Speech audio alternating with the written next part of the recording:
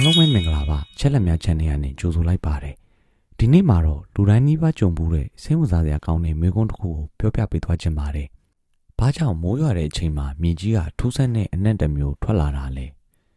တကယ်တော့အဲ့ဒီအနံ့ကိုသိပ္ပံပညာမှာ battery core လို့ခေါ်ပါတယ်မိုးမရွာခင်အချိန်တော်ကြာမြေကြီးကခြောက်နေတဲ့အခါအပင်တွေကထုတ်တဲ့သဘာဝအဆီအချိုးနဲ့မြေကြီးထဲမှာနေထိုင်တဲ့Actinomyces လို့ခေါ်တဲ့ဘက်တီးရီးယားတွေကထုတ်လိုက်တဲ့ geosmin ဆိုတဲ့ဓာတ်ပစ္စည်းတွေဟာ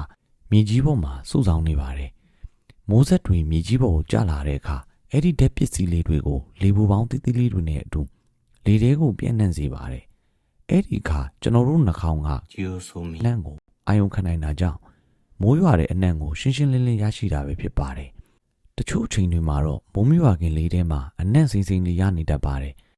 အဲ့ဒါကတော့မိုးကြိုးလျက်စစ်ဖြစ်ပေါ်နိုင်တဲ့အိုဇုန်တက်ငွေ့အနှဲငယ်လေထဲကိုရောက်လာတာကြောင့်ဖြစ်နိုင်ပါတယ်။စိတ်ဝင်စားစရာကောင်းတာကလူတွေဟာဂက်ဆိုမင်ကိုလွန်နေတဲ့ပမာဏလေးနဲ့တောင်အနံ့ခံနိုင်ကြပါတယ်။ဒါကြောင့်မိုးဆက်အနှဲငယ်ကြာုံနဲ့တင်မိုးနှံ့ကိုသတိထားမိနိုင်တာဖြစ်ပါတယ်။ဒါဆိုနောက်တစ်ခါမိုးရွာတဲ့အခါရရှိလာနိုင်မဲ့အနံ့လေးဟာမြေကြီးတွေကသဘာဝဘက်တီးရီးယားတွေနဲ့မိုးဆက်တွေပေါင်းဆက်ဖန်တီးပေးထားတဲ့သဘာဝအနံ့တစ်မျိုးဆိုတာကိုသတိရလိုက်ပါ။ဒီလိုသိပ္ပံနဲ့နေ့စဉ်ဘဝမှာတွေ့ရတဲ့စိတ်ဝင်စားစရာကောင်းတဲ့အချက်လက်လေးတွေကိုဆက်လက်တင်ပြသွားအောင်မှာဖြစ်လို့ကျွန်တော်တို့ရဲ့အချက်လက် channel လေးကို like and follow လုပ်ထားပြီးဖို့မမေ့ပါနဲ့ခင်ဗျာကြည့်ရှုပြီးရတဲ့အတွက်အားလုံးကိုကျေးဇူးများတင်ပါတယ်ခင်ဗျာ